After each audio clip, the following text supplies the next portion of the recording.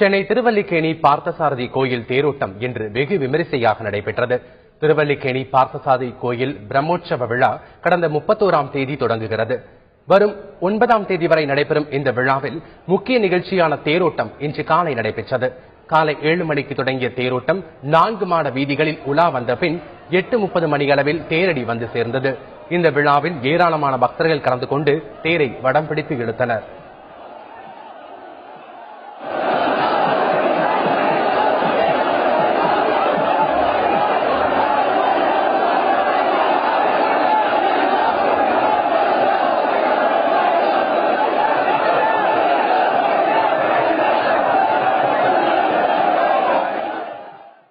முதல் நாள் கொடியேறி பெருமாள் தர்மாதிபீடத்தில் புறப்பாடாயிருக்கு.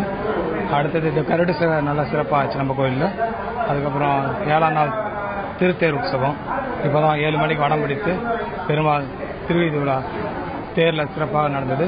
இதுக்கப்புறம் பெருமாளுக்கு இரவு தோட்ட திருமணம்னு சொல்லி பெருமாள் தேரில் 4 மணிக்கு இறக்க பெருமாளுக்கு பத்துல் ஆத்தல் சிறப்பாக நடைபெறும்.